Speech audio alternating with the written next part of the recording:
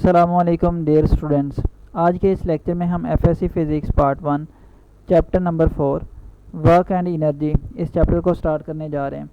जैसा कि आपको नेम से लग रहा है कि ये चैप्टर जो है वो दो पार्ट पे कंसिस्ट करता है। First one is work and the second one is energy. आज के इस लेक्चर में हम वर्क के मीनिंग सीखेंगे, इसको डिफ़ाइन करेंगे और फिर इसका जो मैथमेटिकल एक्सप्रेशन है उसको डिस्कस करेंगे। कमिंग लेक्चर्स में हम वर्क को डिटेल के साथ डिस्कस करेंगे, एनर्जी को फिर डिस्कस करेंगे, एनर्जी की डिफरेंट टाइप्स डिस्कस करेंगे, इंटर कन्वर्जन ऑफ एनर्जी को डिस्कस करेंगे और एट द एंड इस चैप्टर में हम non conventional sources of energy को डिस्कस करेंगे, यानी वो सोर्सेज जिनको हम डेली लाइफ में जिनका इतना ज़्यादा यूज़ नहीं है उनको हम डिस्कस करेंगे। तो आइए स्टार्ट करते हैं आज का लेक्चर। और वर्क को जो है वो डिफ़ाइन करने के लिए एक छोटी सी एग्जांपल लेते हैं और फिर हम इसको डिफ़ाइन करेंगे। फिज़िक्स में हम वर्क जो है वो दो क्वांटिटीज़ का प्रोडक्ट लेते हैं। First one is force and the second one is displacement. अगर कोई फोर्स किसी बॉडी पे एक्ट करती है और बॉडी उस फोर्स की डायरेक्शन में कुछ डिस्प्लेसमेंट कवर करती है तो हम कहते हैं कि उस फोर्स ने बॉडी पे वर्क किया है। तो अब इस इसकी वर्क की जो डेफिनेशन है इसको समझने के लिए जो डेफिनेशन यहाँ पे लिखी हुई है, इससे पहले हम एक छोटा सा एक्सपेरिमेंट करते हैं। बल्कि वो एक्सपेरिमेंट आपको मैं रिकॉल करवाता हूँ कि जब आप छोटे थे तो आप ऐसे गाड़ी के साथ खेलते थे। तो आप क्या करते थे कि अपनी इस गाड़ी को मूव करवाने के लिए अब यहाँ पे जो है वो यूजली आप एक थ्रेड लेते थे। इस थ्रेड को जो है इस डायरेक्शन में आप यहाँ पे फोर्स लगाते थे और आप देखते थे कि आपकी जो गाड़ी है वो मूव करती है, लेकिन वो इस थ्रेड के अलॉन्ग नहीं आप मूव करवाते थे इसको। आपकी जो व्हीकल है वो इस डायरेक्शन में मूव करती थी, यानी इस डायरेक्शन में डिस्प्लेसमेंट कवर करती थी। अभी तो मैंने बात की थी, आप सोच रहे होंगे कि अगर किसी बॉडी पे फोर्स एक्ट करे और in the direction of force body move करे तो तब हम कहते हैं कि वर्क हुआ है। तो यहाँ पे in the direction of force तो डिस्प्लेसमेंट नहीं है, यानी बट जो डिस्प्लेसमेंट है वो हॉरिजॉन्टल है, स्ट्रेट लाइन के अलॉन्ग डिस्प्लेसमेंट यहाँ पे बॉडी कवर कर रही है। तो इस तरह के केसेस में हम क्या करते हैं कि हम अपनी जो अप्लाइड फोर्स है उसको रिज़ॉल्व कर लेते हैं उसके कंपोनेंट में। और यहाँ पे अगर एंगल थीटा बन रहा है तो फोर्स को रिज़ॉल्व करना है उसके कंपोनेंट में। हमने डिटेल के साथ सीखा हुआ है कि अगर हम यहाँ से एक परपेंडिकुलर ड्रा करें तो फोर्स का ये कंपोनेंट जो अलोंग एक्स एक्सिस है ये हमारे पास एफ एक्स है और ये जो एफ एक्स है ये एफ कॉस थीटा के इक्वल आता है। इसको भी हमने सीखा हुआ है कि ये एफ कॉस थीटा के इक्वल कैसे आता है। तो एफ कॉस थीटा और ये वाला जो कंपोनेंट है फोर्स का ये एफ साइन थीटा के इक्वल आता है और इसको भी हमने सीखा हुआ है कि किस तरह से ये एफ साइन थीटा के इक्वल आता है। सिंपली आपने क्या करना है कि इस ट्रायंगल के अंदर ये जो एंगल बन रहा है थीटा, इसको अगर मैं थोड़ा सा क्लियर कर लूँ, ये ब्लर लिखा जा रहा है, तो ये जो एंगल बन रहा है थीटा, इसी ट्रायंगल में आप साइन थीटा और कॉस थीटा को डिफ़ाइन करेंगे तो आपके पास बेस और परपेंडिकुलर वाली साइड आ जाएगी जो कि एफ कॉस थीटा और एफ साइन थीटा हो गई। अब यहाँ पे आप देख सकते हैं कि ये जो एफ कॉस थीटा वाला कंपोनेंट है फोर्स का वही डिस्प्लेसमेंट करवा रहा है और जो एफ साइन थीटा वाला कंपोनेंट है वो परपेंडिकुलर है टू द मोशन और ये जो एफ साइन थीटा वाला कंपोनेंट है ये वेस्ट हो रहा है, यानी इसकी वजह से कोई भी वर्क नहीं हो रहा। तो अब हम और प्रिसाइजली वर्क को डिफ़ाइन कर सकते हैं कि यानी फोर्स और डिस्प्लेसमेंट का प्रोडक्ट, यानी याद रखिएगा फोर्स का वो कंपोनेंट लेंगे जो कि in the direction of displacement हो और डिस्प्लेसमेंट वेक्टर इन दोनों का प्रोडक्ट लेंगे तो जो रिजल्टेंट क्वांटिटी हमारे पास बनेगी उसे हम कहेंगे कि वो वर्क है। और इसको मैथमेटिकली किस तरह से डिफ़ाइन करते हैं, एफ डॉट डी यानी स्केलर प्रोडक्ट या dot product of force and displacement. तो अब इसकी डेफिनेशन को रीड करते हैं, अब आपके लिए ये समझना आसान होगा। The product of magnitude of the displacement and the component of the force in the direction of displacement। यानी अब देखें कि ये जो डेफिनेशन है ये बड़ी कम्पैक्ट फॉर्म है और अगर अब मैं इस रिलेशन को जो है वो ओपन करूँ तो आपने चैप्टर नंबर 2 में हमने सीख रखा है कि डॉट प्रोडक्ट को हम इस तरह से ओपन करते हैं, F D cos theta, F D cause of theta. और यहाँ पे भी अगर मैं इस रिलेशन को थोड़ा सा और सिंप्लीफाई करूँ तो मैं इस रिलेशन को लिख सकता हूँ कि इस रिलेशन को सिंप्लीफाई करते हैं और इसको दोबारा से लिखते हैं इसको रेज करने के बाद। तो ये देखें इस रिलेशन को हम लिख सकते हैं कि डी को हम एक साइड पे कर लेते हैं और एफ कॉस थीटा को जो है वो एक साइड पे लिख लेते हैं, F cos theta into D. तो अब ये बिल्कुल ये जो मैथमेटिकल फॉर्म अभी मैंने बनाई है ये इस डेफिनेशन को रिप्रेजेंट कर रही है। देखें अभी हमने बात की थी कि ये जो एफ कॉस थीटा वाली फोर्स है, जो कंपोनेंट है फोर्स का, वो in the direction of displacement है, यानी component of force in the direction of displacement multiplied by displacement की जो मैग्नीट्यूड है डिस्प्लेसमेंट वेक्टर की। तो उन दोनों के प्रोडक्ट को हम कहते हैं कि वो हमारे पास वर्क है, मैथमेटिकली वर्क की ये डेफिनेशन है। तो इसको वंस अगेन रीड करता हूँ ताकि अब आपको क्लियर मीनिंग इसके समझ आ जाए। The product of magnitude of the displacement and the component of the force, और वो कंपोनेंट ऑफ द फोर्स कौन सा है in the direction of displacement, वो एफ कॉस थीटा है। तो ये थी हमारे पास वर्क की डेफिनेशन, जो कि हमने मैथमेटिकली भी इसको लिख लिया, यानी F cos theta into D या एफ डी कॉस थीटा। और अभी मैंने जैसे बताया भी था कि ये जो डॉट प्रोडक्ट है फोर्स और डिस्प्लेसमेंट का, तो इसको एफ डॉट डी भी लिख सकते हैं। अब ये तो हमारे पास वर्क की ये डेफिनेशन उस वक्त है, याद रखिएगा, कि जब हमारे पास जो फोर्स है वो कांस्टेंट हो।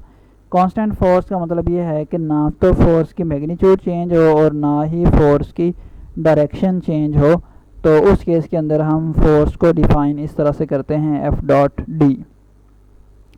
अब इसके डिफरेंट केसेस जो है वो इसको डिस्कस करते हैं और इसके साथ फिर हम इसके ग्राफ पे आएंगे। पहले हम इसके डिफरेंट केसेस डिस्कस करते हैं from the definition of work. और डेफिनेशन कौन सी की हमने, एफ डॉट डी वाली। तो एफ डॉट डी, और आपने यहाँ से ये भी सीख लिया कि जो वर्क है उसको डब्ल्यू से रिप्रेजेंट करते हैं, कैपिटल डब्ल्यू से। तो या तो इसको इस तरह से लिख लें या इसको ओपन करके एफ डी कॉस थीटा हम इस तरह से भी लिख सकते हैं, एफ इंटू डी और कॉस थीटा, इस तरह से भी लिख सकते हैं। अब इस डेफिनेशन से हम कुछ जो कंक्लूजन्स हैं वो लेते हैं। फर्स्ट वन क्या है जी, work is a scalar quantity. जैसा कि आप देख रहे हैं जो डॉट प्रोडक्ट का आंसर होता है वो स्केलर है, so that's why the work is a scalar quantity. और अगर जो है वो थीटा लेस देन और 90, work is done and it is said to be positive. इसकी वैल्यू, इसकी वजह यह है कि जब जो थीटा है वो 90 से लेस हो तो जो कॉज की वैल्यू आएगी वो पॉजिटिव आएगी। तो हम कहेंगे कि वहाँ पे वर्क हुआ है और वर्क की वैल्यू जो है वो पॉजिटिव है। और जब फोर्स और डिस्प्लेसमेंट जो है वो पैरेलल होंगे, यानी दोनों एक ही डायरेक्शन में होंगे, तो दोनों में जो एंगल है वो ज़ीरो होगा। तो हम कहेंगे कि फोर्स और डिस्प्लेसमेंट आपस में पैरेलल हैं, तो वहाँ पे जो वर्क होगा वो मैक्सिमम होगा। उसकी वजह ये है कि काज ज़ीरो पे जो काज की वैल्यू होती है 1 वो मैक्सिमम होती है। तो that's why work is maximum. So इसको रीड भी कर लेते हैं, work is maximum when force is parallel to the direction of motion of the body, that is theta is equal to 0। और वो सिचुएशन मैंने ड्रॉ भी कर दी कि जो फोर्स वेक्टर है और डिस्प्लेसमेंट वेक्टर है दोनों की डायरेक्शन सेम है, तो पैरेलल है। अब अगर थीटा 90 हो तो देन हम वर्क के बारे में क्या कहेंगे। बहुत ही इंपॉर्टेंट बात है, इस बात को समझे कि अगर आप सर्कुलर मोशन की बात करें तो ऐसी फोर्स जो कि रिस्पॉन्सिबल होती है to move the body in a circular path, उस फोर्स को हम कहते हैं सेंट्रीपिटल फोर्स। सेंट्रीपिटल फोर्स की जो डायरेक्शन है वो सर्कल के सेंटर की तरफ होती है और जो डिस्प्लेसमेंट होता है वो टेंजेंट टू द सर्कल होता है। और याद रखिएगा कि जो टेंजेंट टू द सर्कल और ये जो फोर्स की डायरेक्शन है अलोंग द रेडियल, ये दोनों लाइंस में जो एंगल है वो हमेशा 90 होता है। यानी टेंजेंट टू द सर्कल और रेडियस ऑफ द सर्कल के दरमियान जो एंगल है वो 90 और कॉज 90 पे 0 होता है। तो अगर हम इसकी वैल्यू सब्स्टिट्यूट करें तो जो वर्क है वो भी हमारे पास 0 आता है। तो अगर थीटा की वैल्यू जो है वो 90 से ज़्यादा हो तो वर्क जो है वो नेगेटिव होगा। इसकी वजह भी यही है कि जो कॉज 90 से अगर अबव हो, तो जो कॉज 90 से अगर ग्रेटर होगा, यानी थीटा 90 से ग्रेटर होगा, तो जब कास थीटा यानी हम इसमें वैल्यू पुट करेंगे तो इसकी जो वैल्यू आएगी एक्सप्रेशन की वो नेगेटिव आएगी। तो इस वजह से वर्क को नेगेटिव कहा जाता है, इसकी और कोई मीनिंग नहीं है। अब एक और इम्पोर्टेंट पॉइंट सीखते हैं कि when a body moves against the force, यानी अगर फोर्स और डिस्प्लेसमेंट वेक्टर जो है वो अपोजिट डायरेक्शन में, यानी दोनों के दरमियान एंगल जो है इस सिनेरियो में आप देख सकते हैं कि वो 180 है, तो फोर्स की वैल्यू जो है वो नेगेटिव होगी बट मैक्सिमम होगी। नेगेटिव इस वजह से कि कॉज 80 पे जो कॉज की वैल्यू होती है वो -1 और इसकी ये नेगेटिव मैक्सिमम वैल्यू है। तो अब हमने देखा कि पॉजिटिव मैक्सिमम वैल्यू कब होती है, जब एंगल 0 हो, और नेगेटिव मैक्सिमम वैल्यू तब होती है जब एंगल जो है वो 180 हो। और जो वर्क का यूनिट है वो जूल है, और जूल जो है वो न्यूटन मीटर के इक्वल है, क्योंकि फोर्स का यूनिट न्यूटन और जो डिस्प्लेसमेंट है उसका जो मैग्नीट्यूड डिस्टेंस उसका यूनिट होता है मीटर। तो जूल इसका ऐसा यूनिट है और इसको हम न्यूटन मीटर के इक्वल लिख सकते हैं।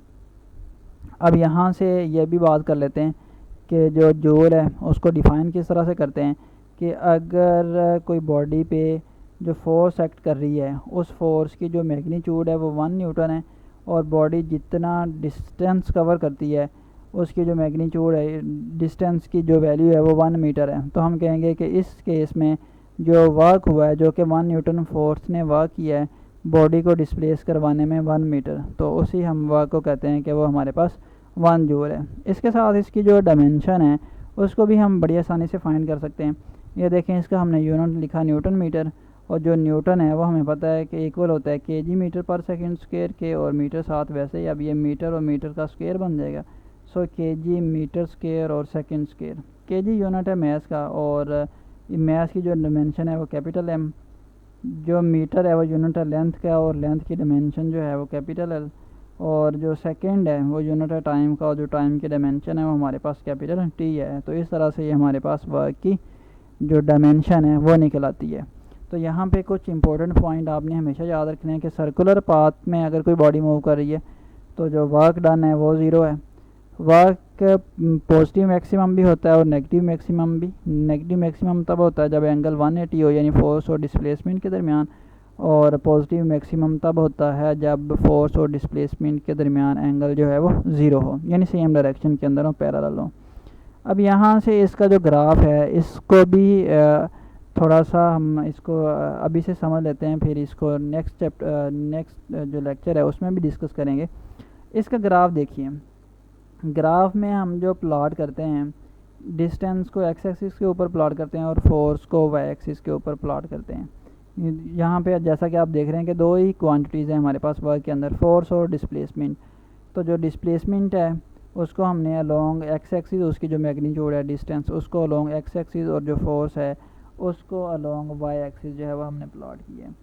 तो अगर हम ये जो हमारे पास ग्राफ है, इस ग्राफ के अंडर जो एरिया है उसको कैलकुलेट करें तो हम देखेंगे कि वो वाला जो एरिया है अंडर फोर्स डिस्प्लेसमेंट ग्राफ के, वो हमारे पास वर्क इक्वल आता है। देखें कैसे, ये जो हमारे पास फिगर बन रही है ये रेक्टेंगल है, और रेक्टेंगल का एरिया हमें पता है उसकी होता है लेंथ इंटू विड्थ। अब इसकी जो लेंथ है उसको डिस्टेंस से हम रिप्रेजेंट कर रहे हैं, यानी डी, इसकी मैग्नीट्यूड हम लिखें तो डी है ये, और जो इसकी हाइट है वो एफ़ है, तो एफ़ इंटू डी जो है ये हमारे पास वर्क बन रहा है। तो इसका मतलब ये है कि अगर हम फोर्स डिस्प्लेसमेंट ग्राफ के अंडर जो एरिया है उसको हम कैलकुलेट करें तो वो न्यूमेरिकली वर्क इक्वल आता है। और ये वेरी वेरी इंपॉर्टेंट पॉइंट है, इस बात को दोबारा से मैं बता देता हूँ कि फोर्स डिस्प्लेसमेंट ग्राफ के अंडर जो एरिया होता है उसको हम कैलकुलेट करें तो उसकी जो वैल्यू है वो इक्वल होती है वर्क डन के। तो आज के लेक्चर में इतना ही, इंशाल्लाह नेक्स्ट लेक्चर में हम डिस्कस करेंगे work done by variable force.